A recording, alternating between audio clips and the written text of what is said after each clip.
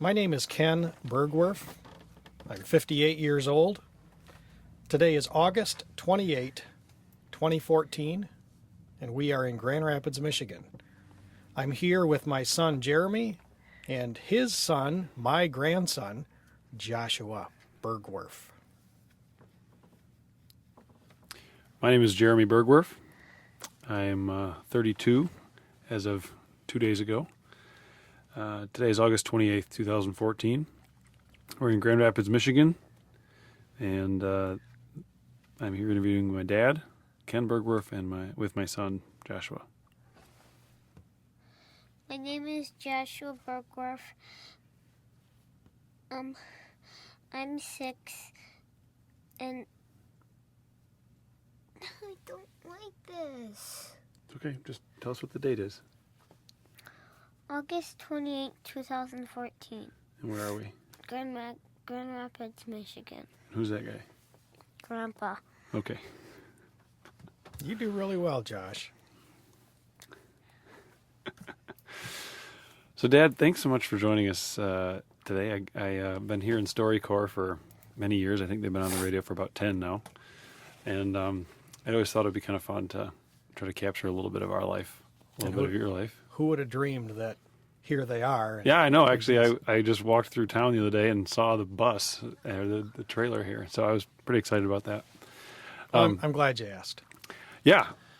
There's, it just seems like there's such a rich heritage that, that you carry with you and pass on through us. And, we were talking with some friends of mine not too long ago, and I don't know a ton about, Grandpa before he moved here,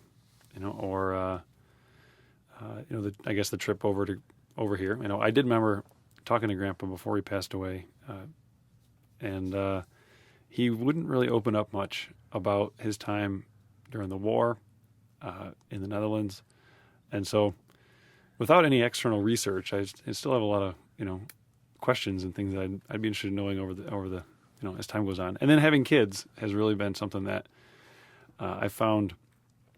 There's kind of an additional grounding aspect to kind of knowing where you're from. And quite frankly, that's something that our pastor talks about in church a lot too, is knowing who you are and knowing whose you are grounds you a bit. So in one small way, I thought it'd be good for us and for Josh and myself and whoever else can hear this to learn a little bit more about you and some of your past and some of your thoughts, going forward around the time you have with us and the time that I have with my kids and the world they'll be living in, in the coming years. So I just wanted to ask you some questions about that.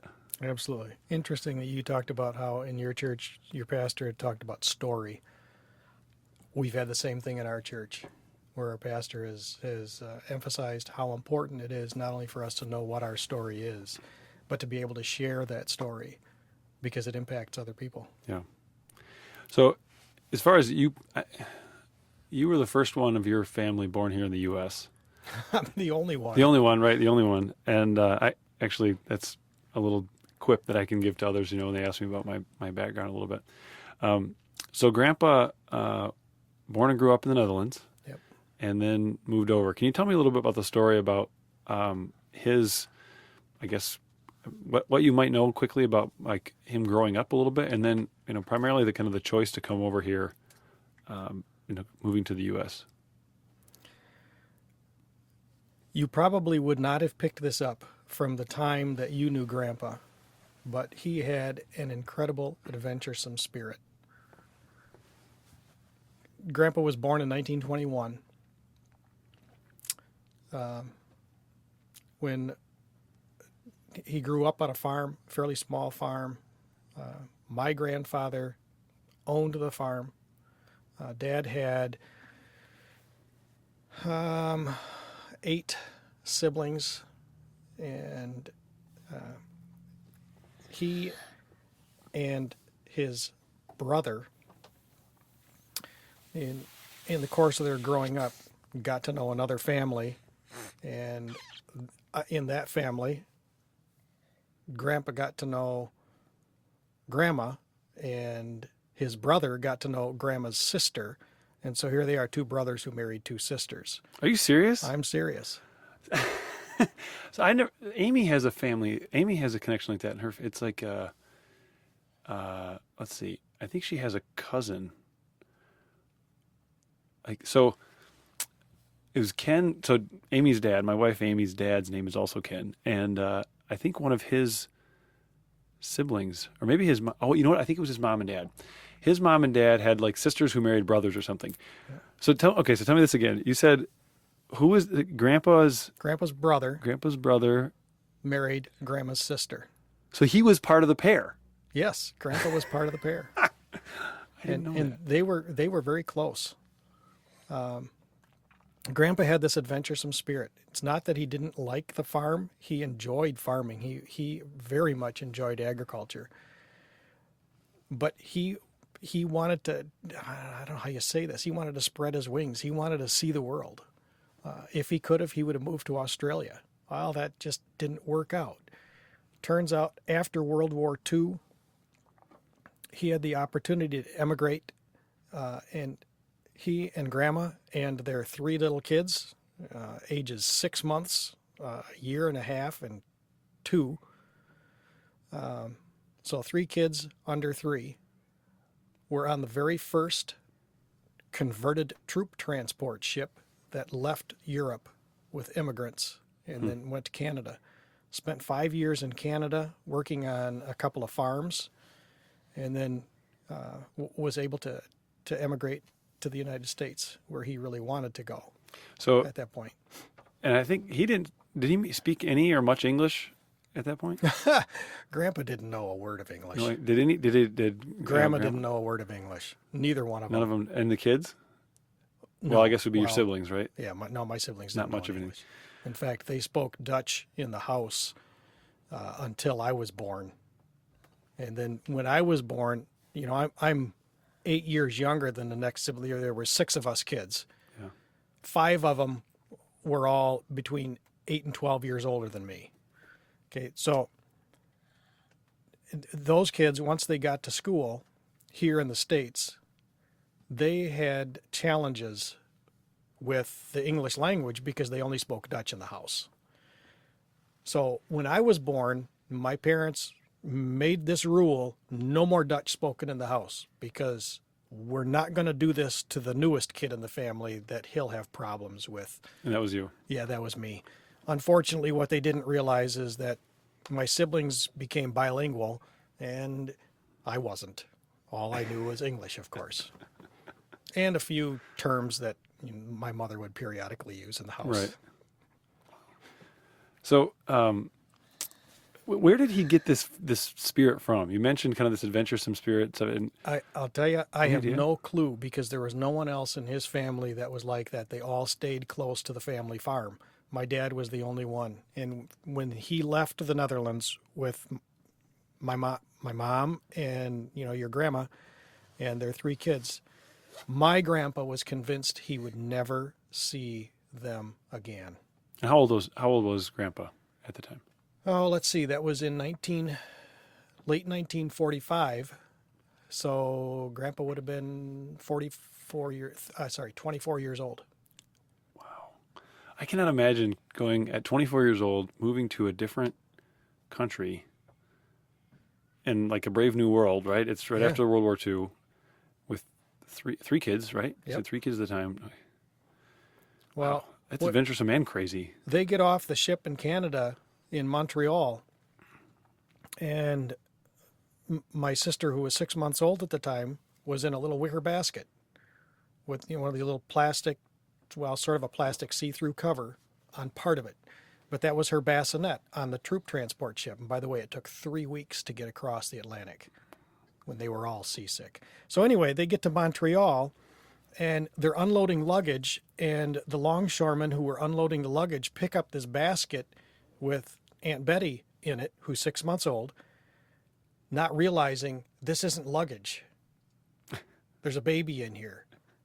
It got taken off to the dock and put with all the luggage and was separated from my mom and from Dad and from the other 2 kids.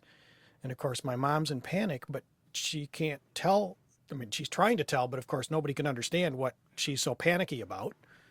I mean, everybody was panicky at that point. let's get off this boat. And a newspaper reporter came, took pictures, and there's this article about this little lost baby. Grandma and Grandpa, not knowing what that was, of course, not being able to read English, were given a copy of that article. They mailed it to my dad's parents, saying, "We made it. Here we are." And it wasn't until years later that my grandpa told him what that article said. Oh my. Yeah, that was a real gutsy move on their part. Well, they didn't sound. Doesn't seem like they didn't know what it even meant. So do you know how the story ended? Like, how did they find Betty? There were some people from a church who were taking these immigrants and giving them a place to live, who finally understood the situation. Somebody amongst that group also could speak Dutch. And they realized, oh my goodness, there's a baby in this basket. We've got to find some mom who's just freaking out right now looking for her baby. And they found my mother. Wow. What were your parents' names? My dad's name was Neil Bergwerff, and my mom is Margaret Bergwerff. But Neil, that's even a shortening, right? Is Cornelius? Cornelius. Now, and Mom was Margareta. so I think I remember asking Grandpa one time if he had a middle name. No. That was something that I was curious about because, hey, Josh, do you know what's your middle name? Alan. Oh, I like that name. Do you know what my middle name is? No. You don't know what my middle name is? You take a guess. What do you think it would be? Do you think it might be Alan? Yeah. It is. Guess what Grandpa's middle name is? Alan. That's right. You got it. Do you know why we named you Alan? Why? Because it's Grandpa's middle name and it's Dad's middle name. Do you know Joey's middle name? Yes. What is it?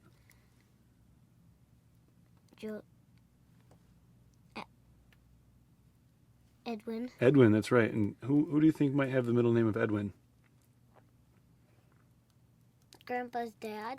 Close. It's actually Papa, which is Mommy's dad, right? Papa's? Yeah, Papa's middle name is Edwin. That's weird. So do you know why that Grandpa didn't have a middle name? It was not customary to have middle names. Huh. I don't think any of my aunts and uncles have middle names. So we started it with you, or they started it with you. No, my siblings. When my siblings, and I can't give you a time frame here because I don't know what it is, but when my siblings were a bit older, they could Americanize their names, and they chose middle names at the same time. Okay. So were you given a middle name, or did you choose a middle name? I was given a middle name. Okay. Yeah, I'm the only one who was assigned names. Well, the tradition started there. Yeah, So it came from them, whether it was Grandpa's middle name or it wasn't clearly, but it was their choice. So interesting. Yeah. So okay, so they've come over and 24 years old, 3 kids, lost a baby for some period of time, adventuresome spirit. Any idea why they did this, other than that he just had wanderlust and just wanted to go see something else, and That is it. that's it? So, do you think they would do it all over again? Grandpa would, Grandma would not. It got, after they were in Canada for 5 years and they moved, I believe 3 different times in those 5 years in Canada. And then after being in Canada for 5 years, they were given a sponsor who enabled them to come to the U.S. So then they moved to Grand Rapids. And after being in Grand Rapids for a couple of years, my dad wanted to move to Utah. This is after I was born. The continuing wanderlust. And it was at that point, my mom, Margaret Bergwerff, said, "Neil, if you are going to Utah, you're going by yourself. I'm not moving again." So that must have been the grounding force for him, because I would never have, other than the fact that he moved over here at some young age, I never would have taken him for an adventuresome guy, because my knowledge of him was he had a garden, he had a small house in Granville, he was a delivery driver, and he had 6 kids, local church guy, and that was it, which seems like the most generic American story that you could paint. Yep. Who would have thought, huh? So was it like a defining moment that said, okay, he's got to give it up? Or do you think it was a process that you may have witnessed over the course of, his life to come to reconcile like what brought him over here versus the grandpa that I knew, which was maybe 25 or so years ago?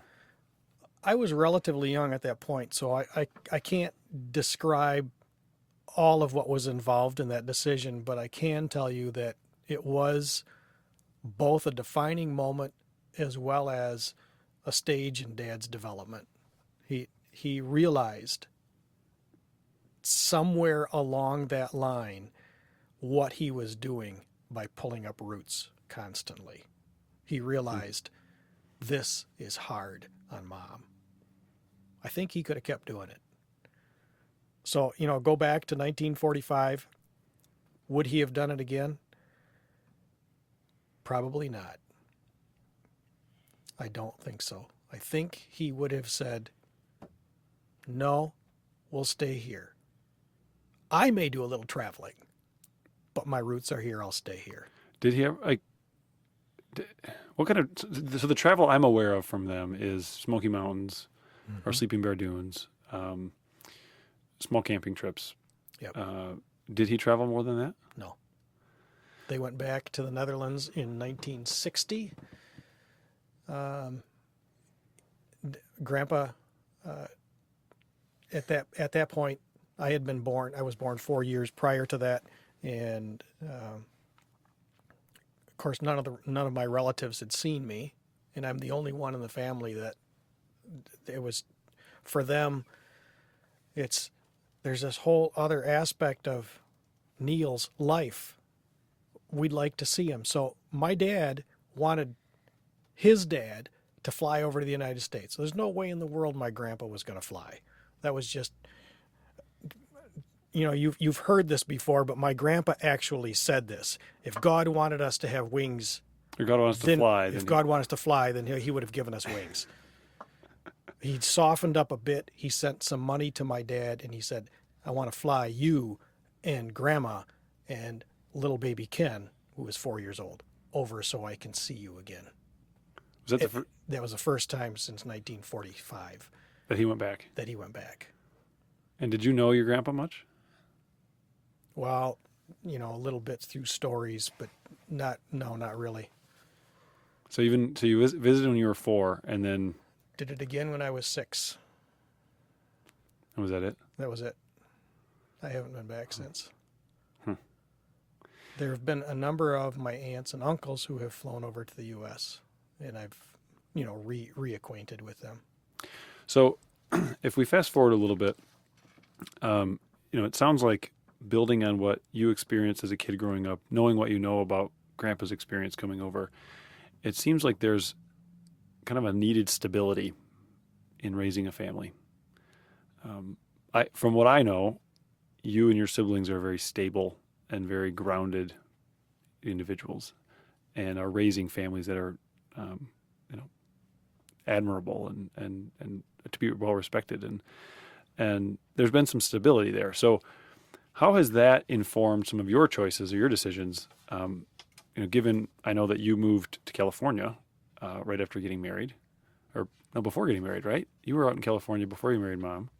Yeah, well, I graduated from Calvin College in 1978. Took a teaching position in Redlands, California, and started teaching then in September of 78. Flew home for Christmas, got engaged to Mom, and then, of course, flew back and taught the spring semester, and then drove home the summer of 79 when Mom and I got married. And then we lived out there together for 4 more years, and that's where you were born. Right. And then after you were born, a year after you were born, we moved back. And we moved back because our families are back in Western Michigan, and we wanted so much to raise our family around the extended family. I didn't have an extended family that I could access, shall we Right. say. And we wanted you and all of your siblings to know their grandparents and their aunts and their uncles, and to be able to see their cousins and to have an extended family. So it was a conscious choice that you made to be more grounded because of family. Absolutely. In 1982, you were born, August 26th of 82. We knew that that coming school year was going to be the last year. We had made a conscious decision that we were going to move back, and we were absolutely certain that this wasn't just a whim. We had prayed about this. We were absolutely convinced that we were fully within God's will of doing that. I remember that spring of 83, I was given my contract. Redlands Christian offered their contracts for the coming school year late March of every year. And I handed my contract back unsigned, and they knew that I wasn't going to come back, but of course, out of courtesy, they offered me my contract back anyway. Mm-hmm. So I handed it back unsigned. I let my parents know we're coming home. I let my brother know we're coming home. My brother tells me, "You're insane. You've got a job." This is Uncle Mike. That's Uncle Mike. So Mike wants to know, what are you doing going back to Michigan or coming back to Michigan? Because in 1983, the economy was horrible in Michigan. I told Mike, if it means that I'm going to have to get a job pumping gas at a gas station when there was still full service stations, okay, I'll do that if that's what it takes. I belong back home. Oh. And then God opens up doors that I had never dreamed of, and a job opens up at Sylvan Christian.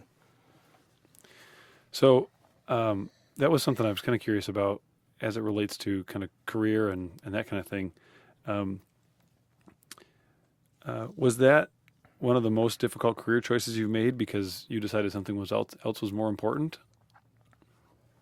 That was one of the most difficult choices, because I absolutely knew that it was more important for us to be home than it was for me to continue my career doing what I was doing.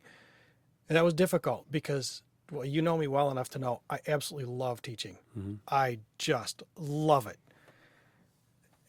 And to give that up, to move back home, I knew it was the right thing to do.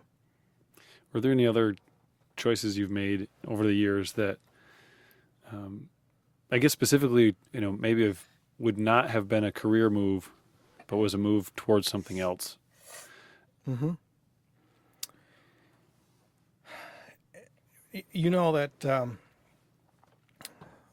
in the late 80s and through the 1990s, we operated a couple of daycares, one in Jenison and one in Zeeland. Mom was the principal operator behind the whole thing, but they grew to the point where we had over 200 kids between the two. We had a staff of over 40, and I was the guy who was responsible for all of the physical, all the toilets, all the furnaces, all the maintenance, and I had to do that on nights and weekends because I'm teaching during the day. Well, I absolutely love teaching, but I couldn't continue with that. I felt like I was going insane. I got to the point where I hated weekends because I knew the only thing on the weekend that I was going to be doing, other than spending a couple of hours in church, the rest of the entire weekend is going to be spending more work on the daycares. And it wasn't exactly the work that I thoroughly loved doing. But we were so financially tied into the daycares that if I have to give up something, it was going to have to be teaching. And I did not want to do that. But I felt like I'm not a dad anymore. I'm not home. I'm gone all the time. I've got to give something up. Well, do I give up family? Do I give up teaching? Do I give up the daycare? Giving up family is a non-issue. Of course not. Giving up the daycare, we couldn't do that because of all our finances were tied to that. Do I give up teaching? I hated doing that, but I did. So tell me, because as far as I remember, you've always been in teaching in some capacity or another. I know that transitioned a bit from, Sylvan Christian here, and then Calvin. But maybe I don't remember the details of how that worked out. You actually did quit for a while, and were you? It's this. I couldn't orchestrate this. This is one of those things where God works things out that I would never have dreamed of. So, like with when I left Redlands, the same with Sylvan Christian. I informed them well in advance that this would be my last year, and I got to tell you, it was so hard that year to realize this is my last year of doing this. It's my last year of doing this. It's my last year of doing this. I taught middle school for 17 years, and I loved teaching middle school. At Sylvan? Yes. Yep. 22 years total of middle school. Right. So I just loved that. So all of these lasts were challenging. I struggled with that. But I knew I had to do that. The last day of exams, the parent of one of my students comes to me and says, "So I hear you're not going to be doing anything at all anymore next year." I didn't tell him I'm quitting teaching in order to get into the daycare. To be a business. maintenance guy. Yeah, I didn't tell him that. Okay. So you're not going to be doing anything anymore. Would you consider supervising student teachers? Just on a part-time basis. Oh my goodness. Is this a dream come true or what? Did they tell you where it was at? Yeah, this was at Calvin College. And was that something that you had thought about before in the past? Yeah. I thoroughly enjoyed teaching. I'm passionate about teachers being good teachers. Mm-hmm. Quality in the classroom. I had student teachers as a cooperating teacher before, but the thought of being able to impact those who are going into the teaching profession was, wow, that's a dream come true. And what's so special about Calvin? Well, Calvin is the kind of a place where high quality is expected. It's a given. There will be high quality. It's a place where my colleagues take a personal interest in each of their students. And I got to participate in that. Well, my degree is in science education. I thoroughly enjoy science. Here's a way that I can integrate the two of them, and I just felt really blessed by that. Well, I got to supervise student teachers part-time for a couple of years, and a position opened up there. I was asked, would you be willing to apply for it?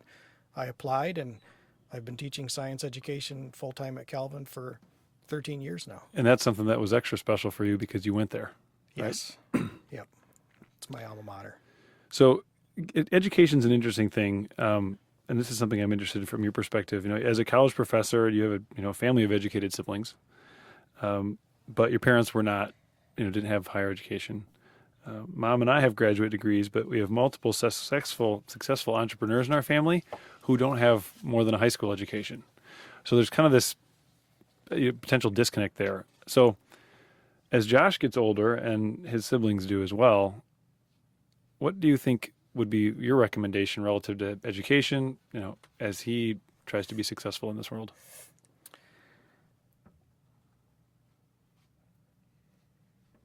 Okay, you got to know I have a bit of a biased perspective.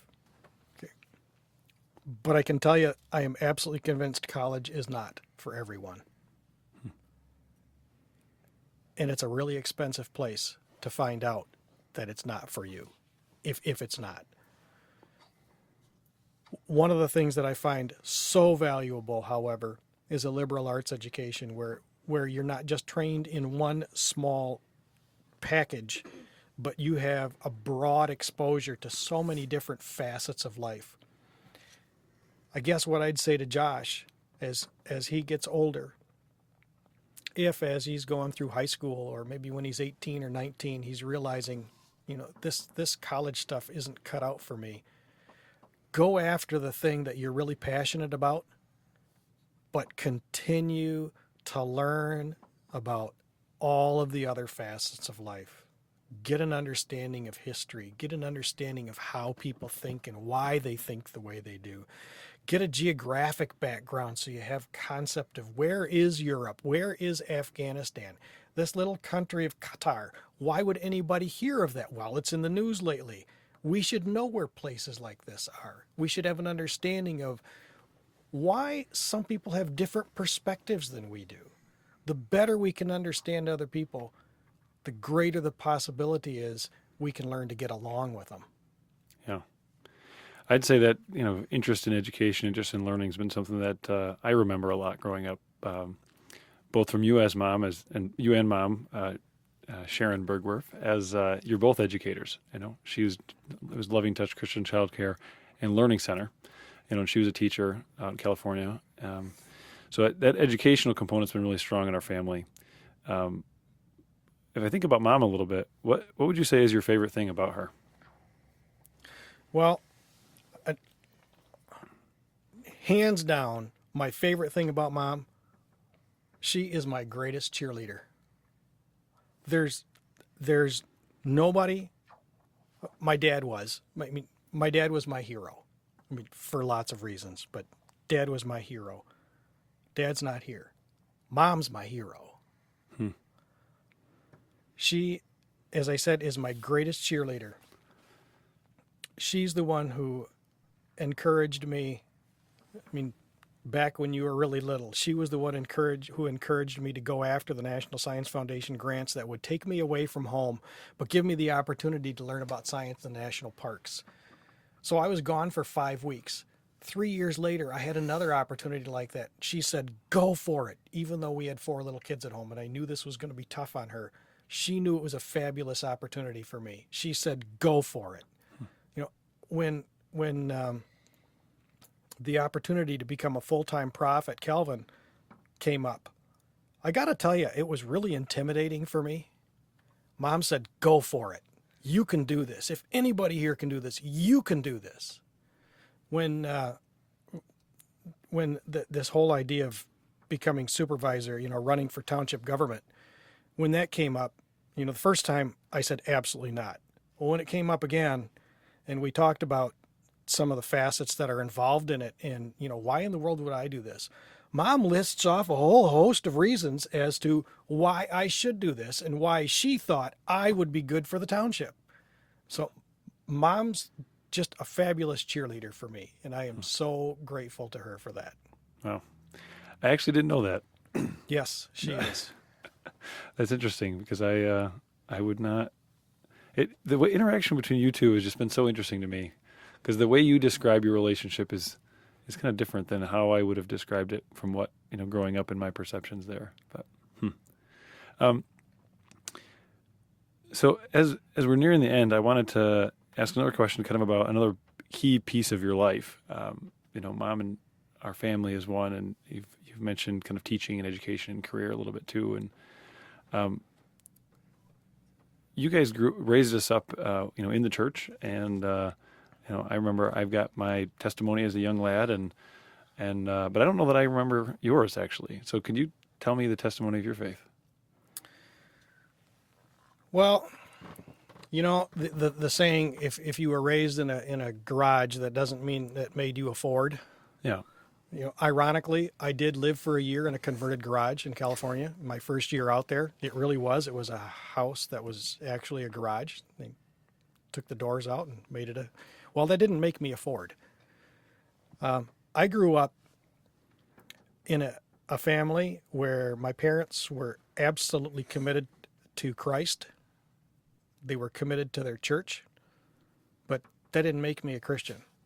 I learned a lot about the Bible. I learned a lot about Christianity. I learned a lot by watching my parents' example.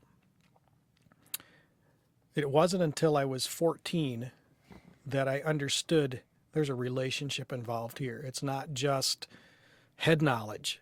It's a relationship with God, which just kind of blew me away, that there's a God of the universe who's so much greater than anything we can understand, and he wants to have a relationship with us. So that's when that first understanding took place. And since then, it's been just a continuous development and a growing.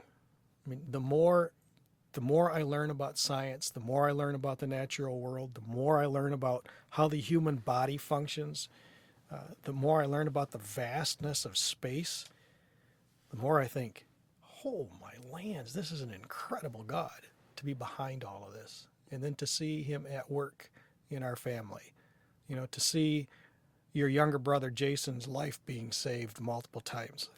Yeah, no kidding.